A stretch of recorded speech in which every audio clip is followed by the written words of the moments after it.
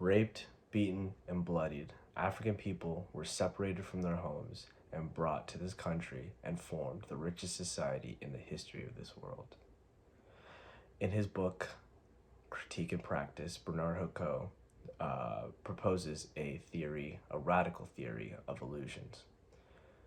I would like to dispel the illusion that it was the slavers, the pillagers, and the kidnappers who formed the riches that made this country possible.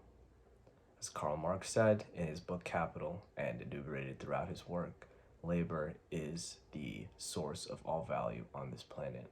And white supremacists thought would have you believe that it is, in fact, the people who own them that made this wealth possible.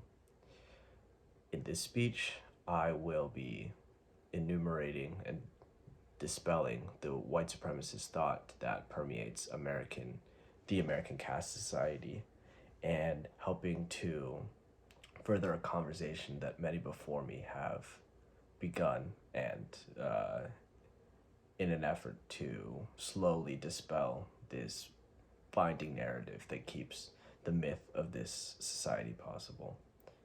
As someone who has been on the other side of the ideal of whiteness, it has been a source of confusion and a source of madness for me to see that there are people who genuinely believe that it is okay, in short, to see people as subhuman or inferior. And this thought has led to some of the worst and most vicious crimes in history. Far from being a classless and race-blind society, America is still steeped in this caste mindset wherein people are supposed to be, there are people who are human and people who are monsters and savages yet to be civilized. I will be analyzing this belief through the lenses of language and the race question. The number one pervasive stereotype about whiteness is that it is an absolute foundation. The number two is that it is ideal to strive for.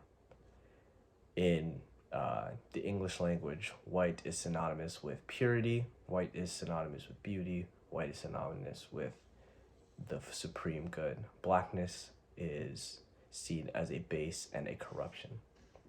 This form is historically contingent, I would like to argue, and in W.B. Du Bois's Black Folk, he gives a incredible analysis of race, saying, race would seem to be a dynamic and not static conception, and the typical races are continually changing and developing, amalgamating and differentiating.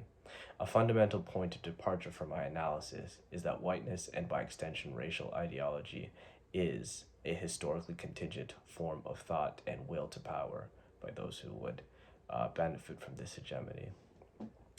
The idea of this form of lookism, wherein one look of skin color is believed to be the demarcating line of one's proximity to goodness, appears as a hierarchy here, based on one's proximity to whiteness. Beauty, language, and behavior, amongst other things, are thought to be synonymous with one's skin color and one's capacity to be involved with this form of good.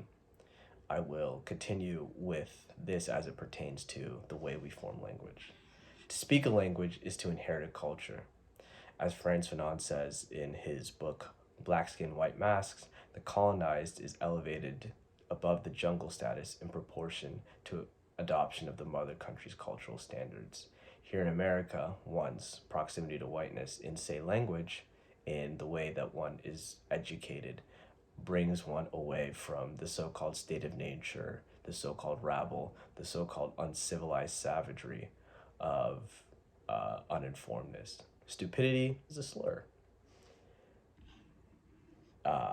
I have been told on multiple occasions that I speak like a white person, and that is an internalized form of white supremacy, in that it says that intelligence is not something that is supposed to be inherently black. In short, I was called an Oreo, which is a miserably way to be put It is such a backhanded compliment that anything that I do should be attributed to some sort of inner whiteness. And it has brought me, again, madness and confusion. The main diagnostic tool of this crude form is to demarcate people as worthful and worthless. Uh, on the behavior front, when I was younger, black kids who didn't behave in school were thought to not misbehave on account of their blackness, which was a paternalism that I refused to accept. Uh, as a black kid who did not get in trouble or anything like that, I was labeled as one of those black kids, or not one of those black kids, which was something that it was insane to me. Blackness became synonymous with aggression, while whiteness became a form of surrender.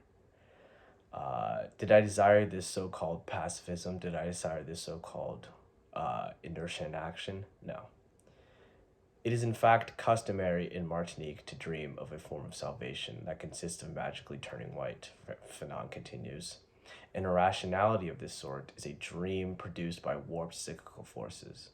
In myself, I meet a hesitancy to be fully proud of all the identities I fall under, black mostly, and citing a bitter cynicism which masks an internalization of the racism that was put towards me.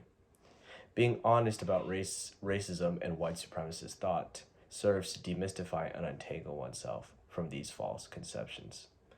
America's racial caste system pervades and perverts people on the level of their thoughts and idea formation. Thank you.